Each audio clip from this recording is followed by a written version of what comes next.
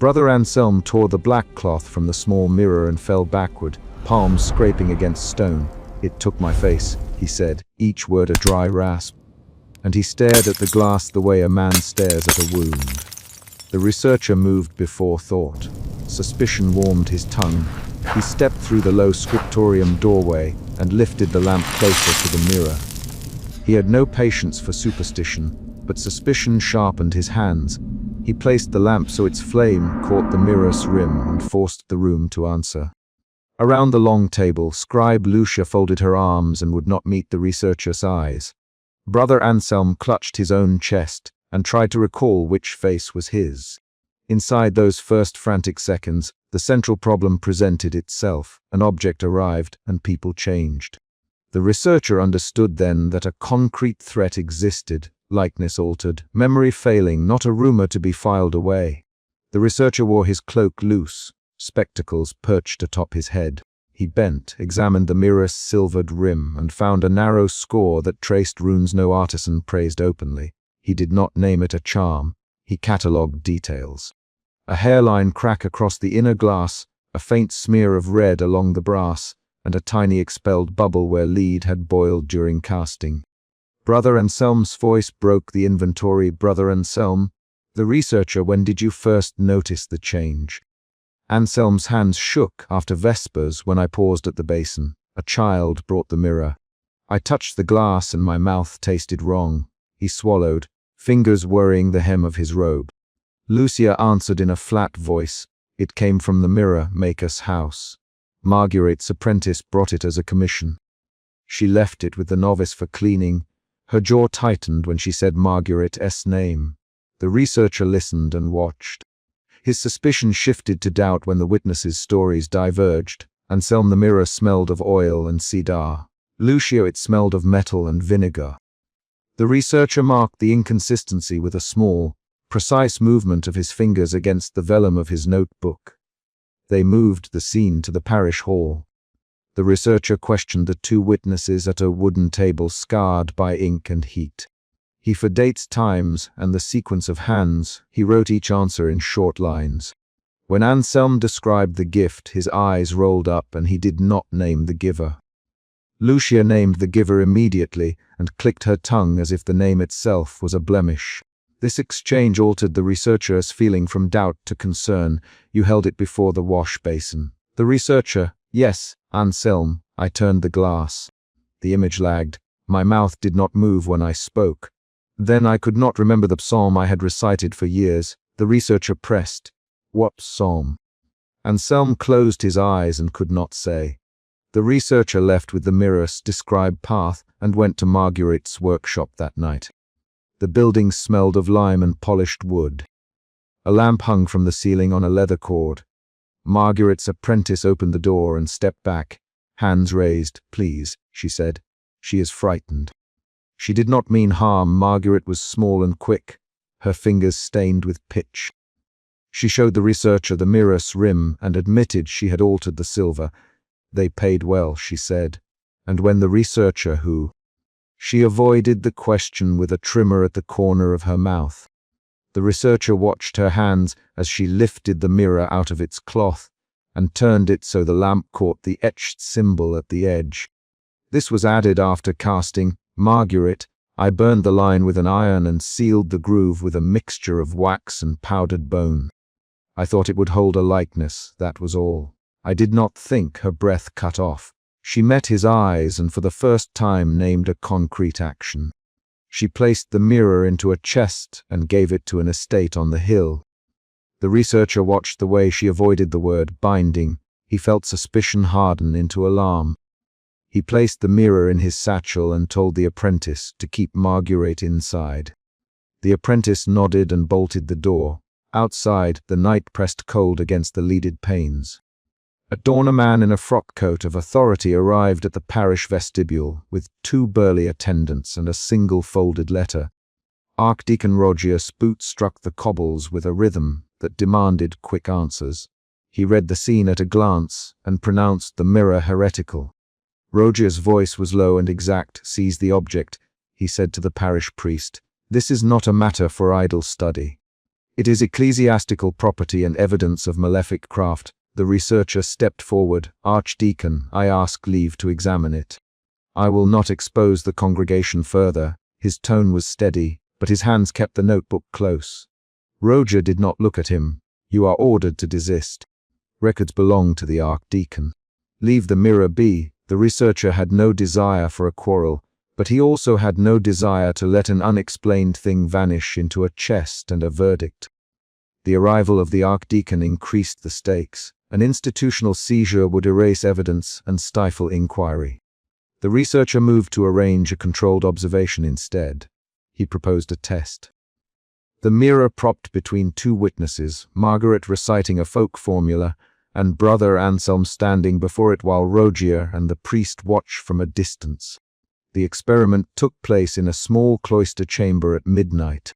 Candles were placed at measured intervals. Roger agreed to watch from the vestibule, his face half in shadow. Margaret sat opposite the mirror and spoke a sequence of words that were not purely prayer and not purely verse. The researcher instructed everyone to avoid touching the glass unless directed.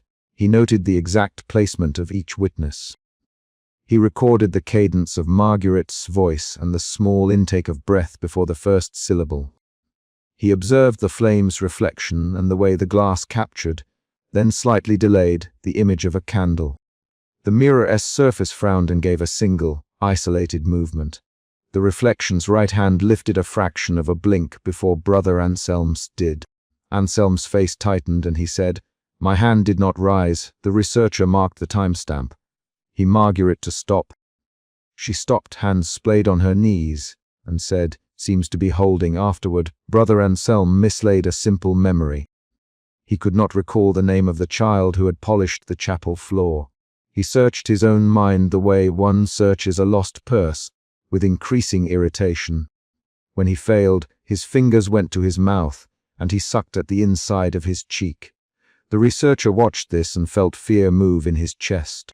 The fear was precise and concrete, not a general dread fear of actual loss. He wrote down the sequence of failures. Speech, hesitation, lagged motion, missing names. His next emotion, shift, pushed him from fear toward determination. He realized the mirror did not merely frighten. It removed particulars from a person. That shifting scale from a single monk's lapse to the possibility of social manipulation tightened his sense of urgency. When Margaret confessed in a back room at pre-dawn, she did not offer apology at first. She spoke by listing actions, they mirrors to be made that would unsettle a household. They if a likeness slipped the legal binding, the heir would stumble in memory and lose his place at the table. They paid with coin and a promise of protection. She handled the coins in a small pouch and set them on the table in a neat row. Who? The researcher demanded. Marguerite hesitated and then said, An estate on the North Road. The master is called Valoran. He pays through intermediaries. I only alter mirrors. I do not know the names of all who use them. The researcher felt a new emotional shift.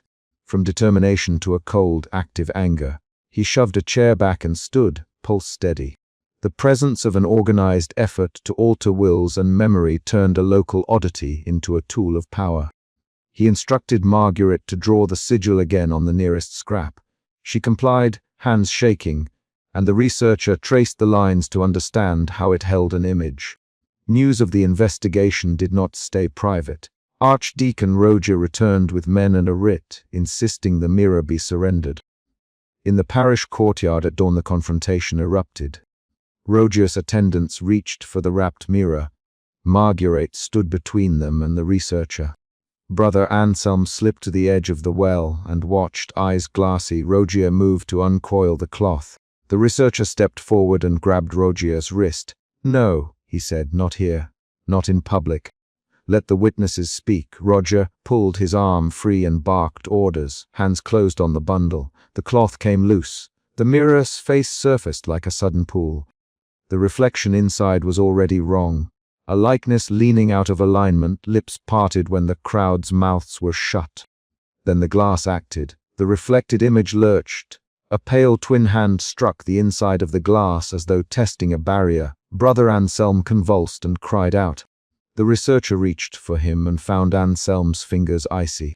The crowd stepped back, some throwing up hands in sign. A man from the archdeacon's party stumbled, knocking a lantern. Flame toppled and color flared red across the square. In the crash and shout, the researcher saw the mirror attempt a single, strange thing.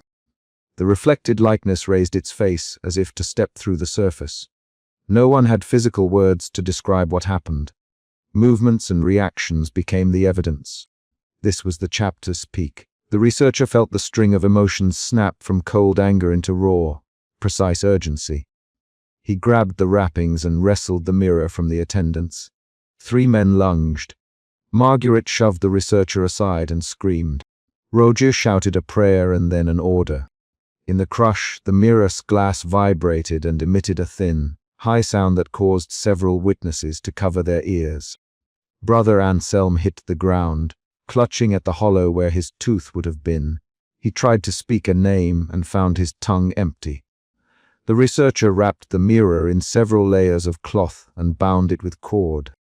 He felt the cord rub against the etched rim and noted a faint dampness that might be sweat or blood. Roger demanded the mirror for the archdeaconry. The researcher refused with a single concrete offer. He would hide the object under seal and share his notes with Roger in exchange for access to the network that commissioned such items. Roger's reply arrived not in words at that moment but in a flat nod from an attendant and the unsympathetic tightening of his jaw. He signaled his men to stand down. They left the square in ordered silence. The researcher, breath loud in his own ears, carried the wrapped mirror to his lodging. Back in his rooms, he took out his notebook and began a quiet record. He catalogued each event with numbers and short lines. Date, time, person, action observed, memory lost. He wrote until his hand cramped. He tested Brother Anselm's recall again. The monk could not name the child who swept the chapel, but he could still recite the opening line of the 3rd hour. The researcher recorded the exact syllables the monk could say, and where the memory had failed.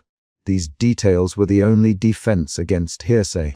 He placed the mirror heavy and wrapped on a shelf inside a locked trunk. He set a small candle and let it burn low. A new plan formed through actions rather than thought.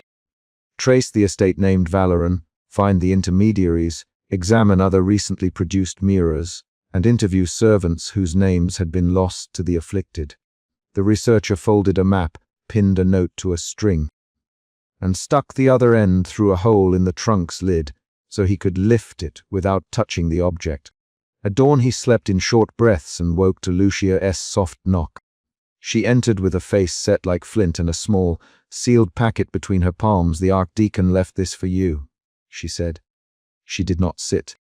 Her fingers did not relax. "He demands your notes and the mirror's custody by noon." The researcher looked at Lucia.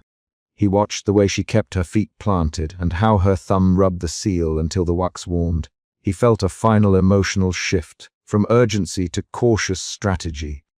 He would not surrender his evidence, but he also could not force a direct clash with Roger without risking the mirror's disappearance. Lucia placed the packet on the table and hesitated. "Brother Anselm me to stay with you tonight," she said. "He cannot be alone." She did not ask permission. She stated a fact and implied action. The researcher agreed, and together they set the locked trunk further into the closet and moved the candle so no flame would touch the cloth. Outside, the street carried ordinary noises, a cart creaking, a dog barking. Inside, the researcher opened his notebook and underlined the entries that connected Valoran to several recent deaths of hares in 2 nearby parishes. The numbers aligned poorly with chance. He marked them with a straight line and wrote a single line beneath. Organized manipulation. Lightly, he folded the map and looped the string again. Lucia watched his hands and finally spoke low. "You will go to Valoran?" She asked. "Yes." The researcher. "I will seek the estate, but not tonight. I will gather a list of other mirrors first." He named the concrete steps. "Trace payments, interview Margaret under oath, find the apprentice who delivered the mirror, and take sworn depositions from witnesses." Lucia nodded once and left the packet unopened. She placed a candle near the door and went out onto the landing to check the latch. The researcher sat at his table and copied the sigil Margaret had scratched into a scrap. He drew it twice and then 3 times until the motion sat steady in his hand. He shut the notebook and tested the seal on the trunk with his ring until it sat true. A soft knock sounded at the outer door. The researcher froze, hand on the trunk. He waited. The knock sounded again, measured and deliberate. Lucia returned and opened the door a sliver. A courier stood in the frame and handed a folded parchment to her without speaking. Lucia glanced at the wax and then at the researcher. She set the folded, waxed note on his desk and left without looking up. The wax bore a pressed sigil the researcher did not yet recognize and an address on the North Road. He lifted the parchment and felt the impression of a seal like a small, hard coin. He put it into his pocket and took the trunk key from its string. The final action in the chapter was concrete. He tightened the key on the cord, stood, and walked toward the narrow window to study the address written on the back of the parchment. He did not speak of fate or destiny. He did not promise vengeance. He opened the map, laid the parchment across it, and placed his hand on the place name, Valorant's Hold on the North Road. He closed the window, lit a single candle, and began drafting questions to bring when he left. Lucia set a chair opposite him and folded her hands on her knee. Brother Anselm slept in the next room, breath shallow and even. The researcher ticked off the items he would not forget. He sealed his notebook and left a single line of instruction on the desk for Lucia. Keep watch. Do not allow the mirror to move. Lucia nodded and did not look away. Outside, the day began to pale. The investigation would continue, and the researcher had a name and a direction to follow. Brother Anselm collapsed onto the infirmary pallet, clutching a small silver mirror and insisting the glass showed no face at all. Suspicion tightened the researcher's jaw before clarity arrived. He stepped around the pallet and saw the fresh abrasions on Anselm's palms and the trimmer in his left hand. The researcher moved with a practical economy learned in archives and cloisters. He lifted Anselm's chin, set his spectacles on the bridge of his nose, and examined the mirror without comment. The immediate problem sat exposed between cloth and metal. A brother claimed his image was gone, and the mirror was the only evidence that mattered now. The researcher had seen hysteria before. He also kept a ledger of odd objects and odd claims. He had not come to the infirmary to play judge. He came because the object in question matched an entry in his private marginalia, a note he had transcribed 2 winters earlier, penned in a different hand. He fetched a clean cloth, wiped the mirror's rim with careful fingers, and held the glass for his own inspection. His face returned, pale and sharp beneath brass-rimmed spectacles, and his mouth formed a small, measured question. He registered the way Anselm's voice caught at consonants, and how the man avoided making eye contact with his reflection, Brother Anselm, the researcher, and his voice remained low and precise. Show me again what you saw. Anselm obeyed. He lifted the mirror, turned it slowly toward the infirmary lamp, and laid the metal rim flat on the pallet. His fingers shook when he moved away. He did not speak for a long breath. Then he said, "There is nothing where my mouth should be. The eyes move, but the mouth is a flat thing. It answers when I speak, but it does not belong to me." The researcher watched the way Anselm's jaw clenched, how his knuckles whitened on the cloth. Curiosity nudged him. He made notes with a stubby pencil across soft vellum pages. Within minutes the abbot had arrived, his gait brisk, linen habit tucked in a narrower line than the researcher expected for a man of such years. Abbot Wulfstan's face was the sort that commanded a room by habit. His hands, in contrast, showed a momentary tremor as he stepped into the infirmary. Anselm, the abbot, and the sound contained an order and a question. "Tell me plainly. Did you remove the cloth yourself?" Anselm answered with a nod so slight it seemed to be coaxed. "I did, abbot. I thought the glass hid my fever. I pulled the black cloth and it—" He stopped, shoved his palm over his mouth, then turned his head away. The exchange became a compact interrogation.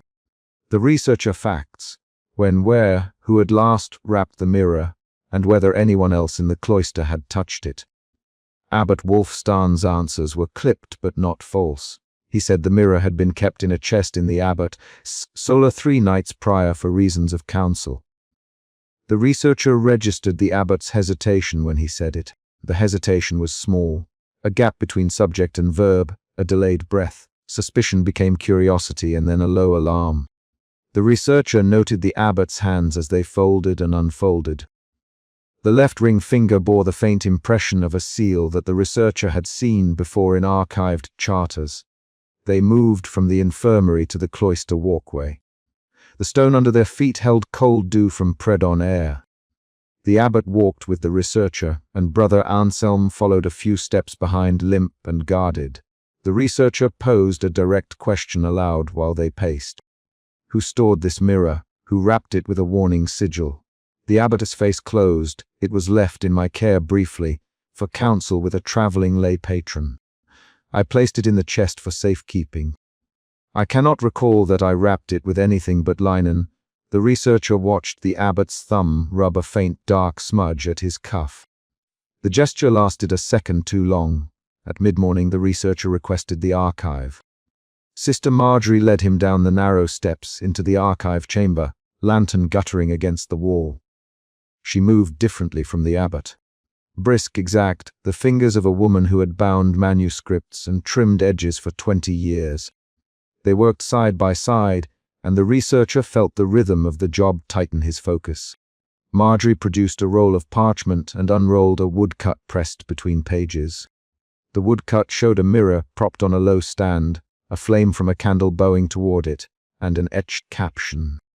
The mirror shivered and took the color of flame. Look, Marjorie, and she tapped the caption. Her voice contained a quiet authority. This scribe copied that account in the year of the frost. He drew the candle and the mirror as if to warn a reader. The researcher examined the woodcut. The ink lines captured a specific action. The candle's slight shortening in the glass showing a gap along the lower rim where light should reflect. He compared the woodcut to the marginal note he had synoptically entered months earlier. The same cautionary sigil appeared in both. A small knot scratched into the margin as a guard or a label. You safe back at the infirmary, the researcher, who marked the mirror with the sigil now copied in the archives. Marjorie's face tightened. I did not place marks, but I have seen that scratch on manuscripts that arrived with donations. Sometimes donors send trinkets with markings they ask us to hold.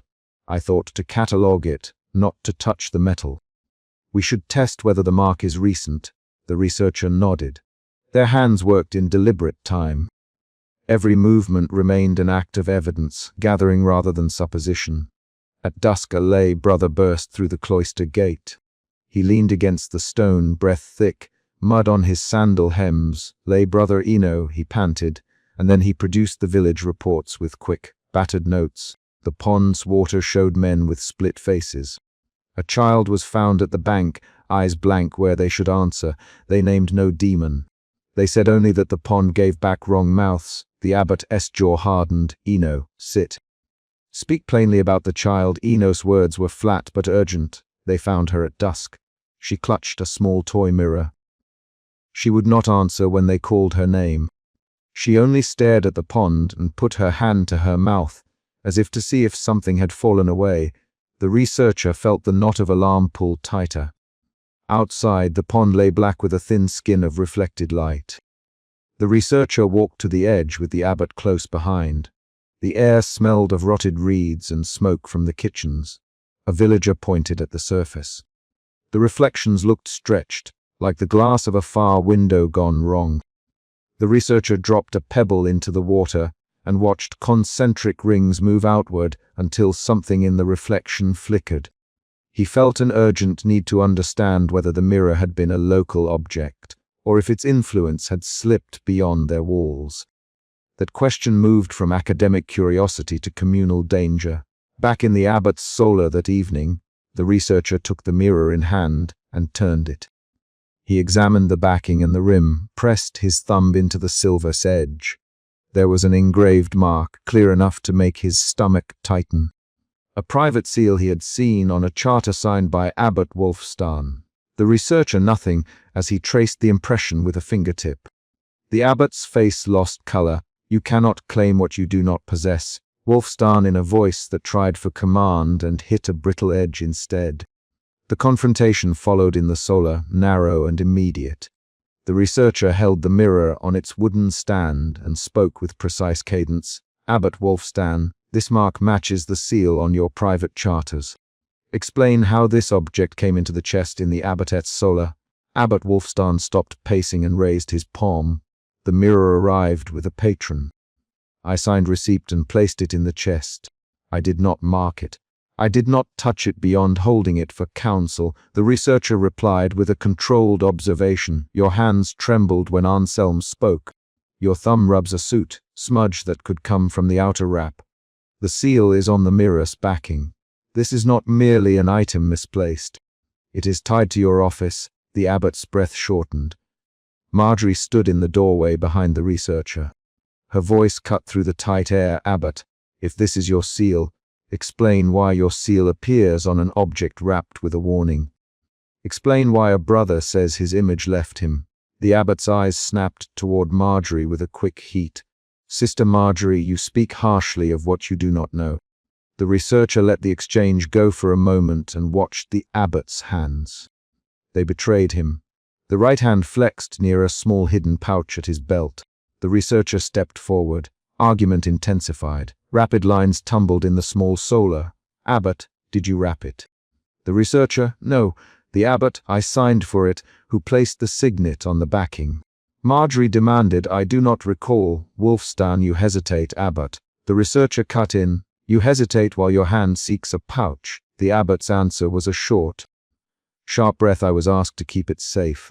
I did as I was asked. I will not speak further without counsel. The researcher pushed. Who you? The abbot's eyes slid to the window. A dunner who calls himself Father Matthias. He travels with a confraternity. The word confraternity landed like a stone. The researcher felt suspicion shift to a harder sense, betrayal. That night, under lamplight, the researcher and Sister Marjorie set about cleaning the mirror. They worked over a side alcove by the refectory where candles burned steady and the smell of stew lingered. Marjorie's palms moved with steady strokes. The suit came away in a thin black ribbon. Under it an inscription emerged, letters small, cramped. An oath in abbreviated Latin and a knot, figure none of them recognized at first. The researcher's finger traced the letters aloud. Read it? Marjorie, say it clearly. He read the abbreviated oath, careful to sound each contracted letter. Then he paused and spoke the part that made Marjorie go white. Confraternity of the hollow image, he said. Marjorie's fingers trembled against the cloth. That explains the seal, she whispered. The dunner could have been their envoy. The abbot signed receipt because the confraternity used the abbot's chest as temporary storage on their way through. The researcher had expected explanations. What he had not expected was organized method. The inscription tied the object to a group with purpose. The discovery reoriented their understanding. The mirror no longer seemed a single rogue instrument. It suggested pattern. The researcher thought of the woodcut and the pond reports and of the child's toy mirror. He folded the cloth carefully and replaced the mirror on its stand. Anselm's presence in the refectory that night was a quiet insistence. He sat with both hands folded and stared down at the dish of broth before him, moving it without hunger. Once he lifted his head and said, I remember the sound when I pulled the cloth. It was like a string snapping inside my head. The researcher watched him and noted the small facts that mattered. The sound, the abrading on his palms, the way he refused to look into a glass bowl of water.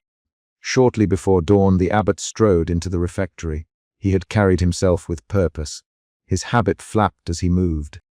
He stopped at the table where the mirror rested and reached for it with hands that shook in apparent restraint. Give it to me, he said. His voice did not ask. Sister Marjorie stepped between him and the stand. Abbot, you must not take it. We must record observations. We must not allow the item to leave evidence. Handling, the abbot's reply came fast and low. You will not impede me. I am Abbot Wulfstan. The researcher held his ground. There was a scramble when the abbot moved faster than the sound of his words. His hand scooped the mirror. Marjorie lunged to seize his wrist. Brother Anselm pushed from his seat in a single clumsy motion. The mirror tilted. The glass surface caught candlelight and then fractured with a thin, precise crack across its lower third. The crack spidered outward in a white vein. For a moment the room held nothing but small sounds. A spoon clattering, a chair scraping, Anselm's breath leaving him in a short, dragged exhale. Then every eye fell to the broken surface. The researcher saw, with a clarity that left his stomach cold, the abbot's reflected face shift as the glass split. The reflection's mouth peeled away from the living features by an impossible thinness, like a painted panel lifting at the seam. The abbot's own mouth on his face continued to move. His reflected mouth slid and poured into a hollow space, silent and separate. A sound rose from the abbot that was not a word. He reeled back and tried to speak. "My mouth," he began, and the reflection answered before he finished, with a backward echo that did not belong to him. The refectory filled with a sudden, concrete horror. The researcher had to decide. He could intervene and seize the broken mirror from the abbot's hand. He could allow the abbot to keep it and perhaps save a life. Or he could preserve the evidence exactly as it lay and record it for later proof. His training argued for preservation. His human reaction argued for immediate aid. He moved with a split-second calculation and did both. He reached beneath the mirror with his left hand and took Marjorie's wrist with his right, hauling the abbot back from the stand while signaling Anselm to fetch a clean cloth. The abbot's reflected mouth quivered in the glass lattice. Sister Marjorie wrapped the mirror in linen without touching the inner glass. The abbot fell into a chair, hands pressed to his jaw. He mumbled, "It peels. It peels from me." He stared at his hands. The researcher leaned in and said, slowly and plainly, "Abbot Wulfstan, we will not move you. Tell me who Father Matthias is. Tell me what the confraternity's purpose was when they left this object in your custody." Wulfstan did not answer for a long breath. Finally he gave a name. "The confraternity binds mouths to silence and trades in images. Matthias is their emissary. I thought them pious pilgrims." The researcher wrote the name down. The new information reshaped the earlier hypothesis into a specific accusation. They removed the mirror to a chest beneath the archive, where the researcher kept dangerous items. He set it wrapped in linen inside a lined box, and then slid the box into a secret chest set into a hollow under old manuscripts. He closed the lid and placed a strip of wax over the latch. He traced the wax with his thumbnail and added a small mark so he could confirm if anyone opened it without his knowledge. Sister Marjorie helped him. She sealed the chest with deliberate fingers and then carried the key to the abbot's sola, where she placed it beneath the pile of legal parchments that the abbot used for morning council. Outside, dawn paled the sky. The villagers' tale about the child remained unsettled. The researcher sent a note to the village, directing them to bring the child to the infirmary for observation. He recorded the abbot's words, Marjorie's hands, Anselm's abrasions, and the pattern from the woodcut in neat lines on vellum. Every line was an act of preservation rather than conjecture. He made note of the inscription, Confraternity of the Hollow Image. He catalogued the seal impression as matching the abbot's private signet. He made a list of witnesses and noted the time of fracture. The chapter's smallest twist came quietly at the end of the morning, when lay Brother Inno returned with a folded scrap of cloth found at the pond. It bore a faint rubbing. The same knot, figure scratched onto the mirror's margin. They found this beneath reeds. Eno, the child's hand dropped it when she woke and touched her mouth. She muttered the name Matthias and then fell asleep. The researcher took the cloth and rolled it with gloved fingers. The concrete connection now crossed thresholds. Pond, village, cloister, the pattern extended outward. The researcher recorded the facts and then made a deliberate choice. He would not expose the abbot publicly until they had confirmed the confraternity's involvement beyond reasonable doubt. He would not allow the chest to remain in Abbot Wulfstan's care. He would use the sealed chest beneath the archive as the chain of custody, and keep the key where only he and Sister Marjorie would know its place. He wrote notes in his ledger and assigned who would watch the chest overnight. He Marjorie to speak to no one of what they had found. When he finished, He slid the key from beneath the papers, wrapped it in a scrap of linen, and tucked it into his worn leather satchel. He did not lock the satchel. He set the sealed chest's lid and pressed the wax seal until it left a clear impression. Then he set the small silver mirror-wrapped parcel inside and pushed the chest beneath a shelf of bound ledgers. He closed the chest, pressed the lid until the iron latch bit, and set the key beneath his satchel where only he and Marjorie would know its place. He rose and walked to the archive door to call the abbot for counsel, when a small knock sounded at the outer gate. 3 measured knocks that matched no visitor the abbey expected at that hour. The researcher paused with his hand on the latch. He felt the last emotion of the chapter edge in, resolve sharpened into wary readiness. He opened the door a crack and saw a figure in the dawn light whose hood hid the face. The figure did not step forward. Instead, it placed a folded scrap of paper on the threshold and moved back into shadow. The researcher picked up the paper with gloved fingers. The paper bore one word in a hand he had not yet seen in the record books: Matthias. He turned it over. Nothing else. The knock had been deliberate. The evidence, like the mirror, had crossed the abbey's threshold and would not be contained by a chest alone. He closed the archive door and held the scrap a moment between thumb and forefinger. Then he put it into his ledger and wrote in steady script: Confraternity name confirmed, witnesses catalogue, chest sealed. Abbot under observation, child to be examined. The researcher set the ledger aside, picked up his small silver mirror from the chest, where Marjorie had placed it for safekeeping, and rested it, wrapped, against his satchel. He tightened the satchel's strap and left the archive with Marjorie at his heels, both of them moving to meet the abbot and whatever questions the morning would bring. A novice's hand struck the glass and his face went blank before the researcher could step between him and the mirror. Suspicion tightened the researcher's jaw. He moved across the cloister walk, boots on cold flagstone, and found novice Jonah on his knees, one palm pressed to the mirror's rim, the other splayed on the cloth that had been tugged back. The small silver satchel lay open at Jonah's hip. Inside, the black linen that had once covered the glass was damp with sweat and dust. Jonah's eyes were unfocused and his mouth made no sound. The central problem stood exposed in that moment. The mirror did not return a face, and the community had been willfully placing those mirrors among them. The researcher's first choices were driven by suspicion and a need for verification. He crouched, voice low and direct. "Jonah, step back with me." Jonah blinked. He let a finger drag through his hair and stood, palms trembling. The researcher took the mirror, fingers testing the cold silver rim. The glass showed Jonah's mouth moving, but his lips did not form a match to Jonah's face. The researcher did not feel a trembling in his chest. He noted the tightening of his jaw and the way his right hand curled at the satchel's strap. He folded the linen back over the mirror and carried the satchel to his cloak. He would not leave the object where a novice could return to it. Within these first motions, the researcher established his priorities: secure the object, trace its origin, expose any deliberate placement. He led Jonah without flat comforting, only the pragmatic questions he needed. "Who brought it here?" he asked. Jonah swallowed dryly and named Brother Anselm. The researcher remembered the earlier scratches on Anselm's palms and the way Anselm had insisted his face had disappeared. He did not speak that memory allowed.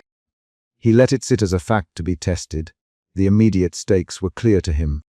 If the mirrors had been placed by design, then some authority in the abbey had weaponized image and identity. He moved through the cloister toward Prior Ewald's cell as moonlight cut through the lattice. The corridor smelled of cold wax and cold stone. He knocked. The prior opened with the light of a tallow lamp behind him, eyes narrowed. The researcher pushed past him without preamble and placed the satchel on the table. "Prior Ewald," he said, voice level, who ordered mirrors placed among the brothers. Prior Ewald's mouth tightened. "What are you saying, researcher?" "I am saying Brother Anselm had a mirror taken from his bed, and now Jonah knelt over one in the cloister." The researcher did not lower his gaze. "Who authorized this?" Prior Ewald's expression shifted into practiced evasion. He reached for a line he often used inside council. The monastery's discipline required discretion. The researcher interrupted, stepping closer until the lamp's heat fell on Ewald's face. Names, he said. Not euphemisms. Prior Ewald inhaled, then said, I directed certain placements. It was for order. Order for whom? The researcher. The question landed like a stone. The prior's fingers tightened on the cup. He avoided naming names. The researcher left the cell with more than suspicion now. Irritation threaded it. That emotion shift, suspicion to irritation, nudged him toward confrontation rather than quiet inquiry. He did not yet trust the prior's reasoning to be benign. He went directly to the scriptorium. In the scriptorium, apprentice Thomas waited by the long table, palming a quill and watching the researcher with a thin line of worry. The room smelled of glue and inks. The researcher set the satchel on the table and unwrapped the linen slowly, deliberately, so Thomas could see each motion. The silver mirror lay plain. Its rim bore tiny hammer marks in a pattern that repeated like a signature, and the glass itself contained hairline sigils inked beneath the silvering, small circles and slashes arranged around an off-center spot. Thomas reached for a magnifying lens. Those marks are not random, he said. They look worked. Where was it made? The researcher.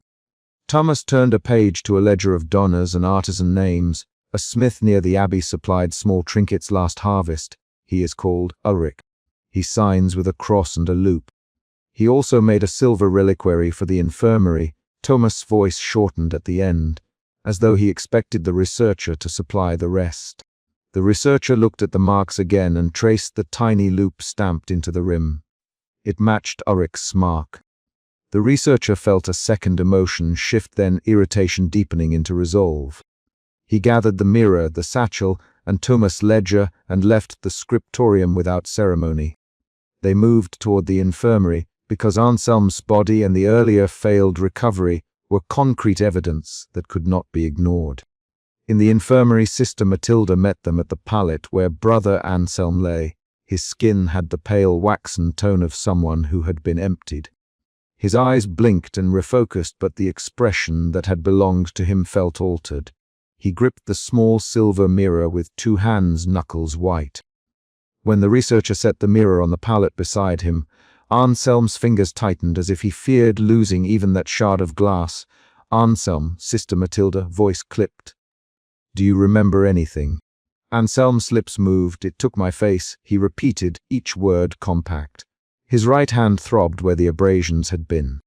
He pushed his palm into his mouth as if to test whether speech would restore recognition. The researcher, a practical question. Show me where the abrasions are. He turned Anselm's hand gently. The skin bore fresh rawness on the pads of the fingertips. The researcher noted the pattern. The marks aligned with where an object would be gripped, consistent with someone clutching the mirror till the skin broke. Sister Matilda and the researcher prepared a recovery attempt. They moved through the motions of a rite by the infirmary lamp. Simple prayers from the abbess rule, a balm for the fingers, a small circle of salt, an invocation of names kept by Matilda on a strip of vellum. The researcher rubbed the balm into Anselm's hands, and Matilda intoned the lines, voice steady. The mirror lay between them, face up, catching the lamplight. The mirror pulsed with an unnatural sheen, and when Matilda turned the vellum to a specific invocation, Anselm convulsed. The mirror's surface rippled. A sound pushed from the glass. Not a word, but the precise, brittle echo of a man's laugh that did not belong to Anselm. Anselm's body arched. No, he said in a small, frightened voice. No, don't take it. He grabbed for the mirror and the researcher pulled back. The ritual failed. The researcher's hands shook once, then steadied. His face showed a line of failure, the sort born of hands that had not hesitated enough. That failure shifted the researcher's feeling from resolve into urgent protectiveness. He realized containment required measures beyond balm and prayer. Sister Matilda, we cannot keep trying alone. We need the chamber below. The abbey opened and the community present. Sister Matilda's expression tightened. Prior Ewald must be told. The researcher refused the easy path. He decided to confront Ewald publicly and force a reckoning. He wanted the presence of the brothers to prevent further secret placements. At the refectory that night, The researcher called for assembly and did not speak in riddles. The refectory was full of the low hum of men moving and utensils. Novice Jonah sat with his hands clenched. Brother Anselm leaned on a cane and watched with hollow eyes. Prior Ewald took his seat at the head and folded his hands. The researcher stood. Prior Ewald directed mirrors among the brethren, he said, voice carrying, name them and explain your purpose. Prior Ewald's eyes went to the novices. It was discipline. He began, it was meant to correct pride and to prevent gossip. He used monastery terms, order, discretion, correction, but the researcher cut through them. You used them to silence brothers. Thomas, standing, you deliberately placed objects that remove recognition. A tense exchange snapped into being. The researcher spoke in short, clipped lines. Who chose the targets? Prior Ewald answered, those who spoke against the rule were watched. Name one, the researcher demanded. Jonah's voice rose, thin and raw. Anselm spoke nothing cruel. He questioned charity distributions. He jabbed a finger at Ewald. You silenced him to keep the ledger quiet. Prior Ewald flinched, and then spoke with a controlled heat. Jonah, do not speak like that. The refectory erupted into voices. 3 lines of rapid back and forth followed. Jonah, sit. No, Ewald, you ordered. I advised. You did not. I did. Each exchange was short. Names punctuated them so listeners could track speakers. The researcher watched faces for reactions. The tightening of a jaw, a hand did not reach for bread, a shoulder that stiffened. And he saw more than one man look away from Ewald. The confrontation changed the room's electric charge. It moved the situation from secret to communal crisis. Prior Ewald's authority, once abstract, now had weight as a weapon. The researcher felt the next emotion shift, from protectiveness into strategic urgency. He could not allow the abbey to break by petty authority. He needed a decisive act. He demanded the hidden chamber beneath the abbey be opened. The brothers moved in a procession down stone steps muffled by years of damp. Torches snapped. The researcher led, with Anselm leaning on the cane and Jonah trailing. The air lost warmth the deeper they cut into the earth. The hidden mirror chamber lay behind a rough-hewn door. The hinges had recently been oiled. Someone had used it in the last season. Inside, on a low wooden stand, was the mirror. Larger than the silver coin mirrors, its frame blackened, glass fissured across one quadrant. The mirror sat within a shallow pit lined with salt. The researcher stepped forward, then paused. Prior Ewald reached for the mirror and his hand trembled only slightly. He justified the motion with a muttered line about safety, but his fingers closed on the rim. The mirror reacted. It ruptured outward like a small, silent storm. A shape pushed from the glass. Not a face, not a person, but the precise geometry of an eye and mouth together, a slanting suggestion that scraped at the room's edge. The air took a sound that was neither voice nor wind. Jonah staggered backward. Brother Anselm lurched as if some muscle inside him had been pulled. The researcher grabbed Ewald's wrist and pushed the prior back. The mirror's fissure shivered. In the split seconds that followed, a decision had to be made. The researcher saw 2 clear paths. Shatter the mirror now and risk the dispersed pieces carrying the thing outward. Or perform an enclosure rite that would bury the mirror, but might bind more souls into containment. He glanced at Prior Ewald, who looked suddenly small under torchlight. The researcher felt a final emotion shift, strategic urgency compressed into cold calculation. He needed help to perform the rite. He needed hands he trusted. Thomas, the researcher, get the ledger. Matilda, stand by with the salt. Jonah, hold the rope. Ewald, say the names aloud. Ewald hesitated. He met the researcher's eyes, and, in that look, something broke free. A quick, bitter admission. I gave the orders. I thought it would fix dissent. I thought we could control it. His voice was sharp. I never meant to steal faces. That confession was a twist that changed everything. It turned institutional secrecy into deliberate intent. The researcher adjusted the rite to account for deliberate design. The brothers formed a ring. Thomas read from the ledger names of donors and makers while the researcher intoned lines culled from marginalia he had studied.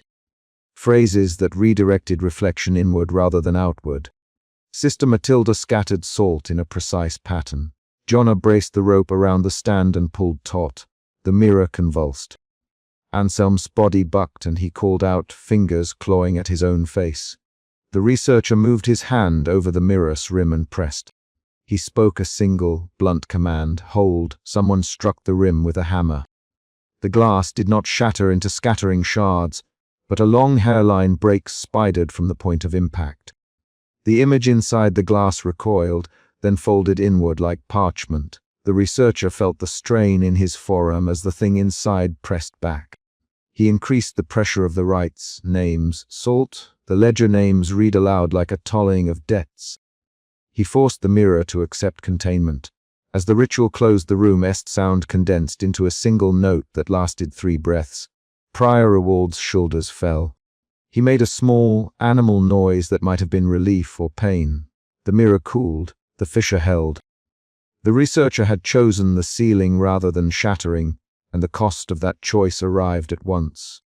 A dozen thin threads of light threaded from the glass toward the floor, and sank into the stone like needles. When they disappeared, Brother Anselm slumped and opened his eyes. Anselm had returned, but not wholly. He sat up slowly, fingers testing his face as if reassembling a map.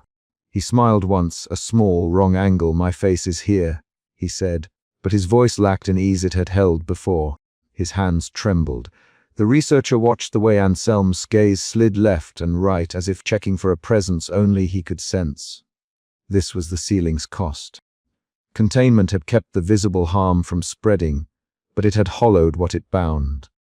In the days that followed, the abbey rearranged itself. Prior Rewald was stripped of the authority he had once used to place mirrors. The researcher wrote a formal record, and the ledger of Ulrich's marks was copied and placed under lock. Ulrich was found, an itinerant smith who admitted he had been paid to make small mirrors with certain specifications. He had been given coin and nothing more. He broke down when confronted, hands clenching like someone trying to hold a remembered shape. At one meeting, Ulrich, voice thin, "They gave me a pattern and a name. I did not ask why. I would not have made it if I had known." The researcher watched the man. He felt anger flash, then cool. He had seen how ordinary tools could be turned into instruments of control. He had also seen how ordinary men could be used and frightened into complicity. That awareness altered his sense of responsibility. Beyond sealing, he needed to record the mechanics of the mirror without making them easy to replicate. He spent a long morning in the scriptorium with Thomas, copying the sigil patterns onto scrap vellum, but altering one line in each so the instruction would fail if read by the careless. Thomas worked with the researcher in silence for long stretches, the scratch of quill the only companion. When Thomas spoke, it was with short sentences. "We must warn future readers. We must not put the method plainly. We should record the cost." The researcher nodded. They produced a final marginal note.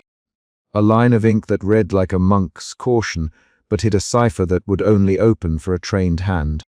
The researcher also ensured Anselm had care. Sister Matilda fashioned splints for his hands and a salve that eased the abrasions. He ate at the infirmary table and called no one by the old friendliness he had once used.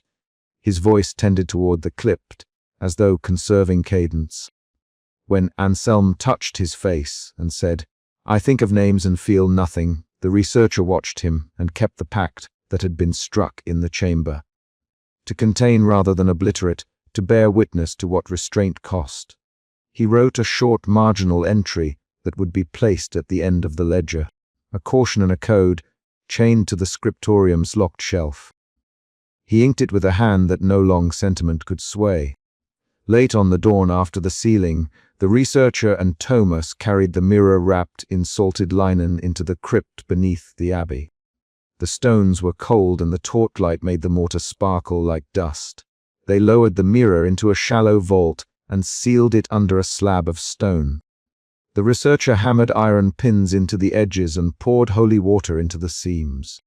He did not speak while he worked. His movements were precise, measured. When the last stone fell into place, he turned and found Anselm watching from the crypt's entrance. The man stood with a cane, the map of his face carefully tested. He stepped forward and placed both hands on the sealed stone. "I cannot tell if I am whole," he said. His voice was steady but small, but the scrape is eased. The researcher set his hand on the stone beside Anselm's. He felt the cold transfer, a real temperature, and he felt the weight of a decision that had consequences beyond the abbey's walls. We kept it from walking out. That is enough for now. He did not offer a promise he could not keep. Prior Ewald was brought before the chapter. He answered questions in short lines, admitting his orders and the intent behind them. He did not plead ignorance. The brothers voted to remove his authority. He accepted exile from any position of oversight. The researcher did not celebrate. He noted the ways communities fracture when authority is abused, but also the small, resilient measures that keep a place functioning. In the scriptorium at dawn, the researcher leaned over the ledger and wrote a marginal note in a cipher only his hand and a few trusted eyes could decode. He included a coded ritual to seal a glass and a practical warning about the physical marks Ulrich's mirrors bore. He wrote the note because knowledge could be necessary. He encoded it because knowledge could be dangerous. Apprentice Thomas lingered when the others left. Why keep the knowledge at all? He asked, voice low. The researcher folded his cloak around him and said, because people will ask the wrong questions if we do not answer them. We must answer carefully. Thomas nodded and did not press further. The researcher closed the ledger and locked it in the scriptorium's chest. He set the key on a cord and knotted it around his wrist. Weeks passed and the abbey's routines resumed with a new carefulness. Novice Jonna returned to duties, hands steadying as he learned to braid straw for rushes. Brother Anselm labored in the garden, careful with the spade. Prior Ewald left to live in a small cell at the edge of the diocese, his authority removed but his presence a small, constant reminder. The researcher took no public honors. He continued to track marginalia, ledger entries, and artisan marks. He catalogued the mirror's mechanics in the code, book and duplicated the ledger with breaks that would throw off a casual reader. He visited Ulrich, who had gone back to his forge and refused coin beyond basic work. The smith's hands bore calluses and the same small loop mark on a mallet. Ulrich put down a piece of hammered silver and met the researcher's eyes. I did not know the fullness of it, he said. They paid and left. I made the work with my hands. His fingers flexed. If I could make another life, I would. The researcher watched the man without pity and without contempt. He felt a final, quiet emotion root settle into something like guarded sorrow. He could not undo what had been done, but he could record it and keep the knowledge hard to use. On the final morning, the researcher made a note in the ledger's margin in plain hand. A line that would betray nothing to an ordinary reader, but would steer a future seeker away from repetition. He then went to the scriptorium window and, for the first time since the cloister, let light fall on his face. He did not relax. His shoulders still held the small tension of someone who had seen how fragile recognition could be. He pushed a final slip of vellum beneath the ledger as he closed the chest. A coded warning and a single line of ink that read, in plain words meant only for the ciphered few, sealed and measured. Do not tempt the mirror. He slid the key from his wrist and laid it on the table. At dawn, the abbey began prayers. The researcher walked to the chapel and placed his hand briefly on the carved stone of the entry. He left the ledger in the chest and descended again to the crypt to check the seal. The stone stood where they had set it. The salt remained in grey scallops. He tapped the chilled surface and heard the dull note he had come to expect. He turned away and, before reaching the steps, wrote one last marginal line in the scriptorium's ledger, a record of the sealing, the names who had aided him, and a notation that the mirror had been hidden beneath stone. He wrote the name of Brother Anselm and noted the cost, present, visible, and human. He closed the book and locked it. The key went to the chest and then to his cloak. Outside, Novice Jonna paused and said, "Researcher, will this end it?" He did not offer a grand promise. He placed a hand on Jonna's shoulder, steady and real. "It will not spread from here," he said. "We have bound it, and we have recorded it. We will know where to look again." Jonna nodded and walked back toward the cloister. The researcher watched him go and then, with the ledger under his arm, returned to the scriptorium. He sat and wrote a final note. Not a meditation, but a dated, factual marginal entry tied to the event below the abbey. He signed it with his ciphered knot and a small flourish. When the sun lifted and the first bell rang, the researcher placed the ledger on the locked shelf and walked out into the courtyard. He had sealed the chamber with stone and ink. The abbey kept its wounds visible but contained. He had forced a community to choose honesty over convenient silence. He had paid the cost in small things: Brother Anselm's hollowed presence, Prior Ewald's loss of office, the knowledge he now carried.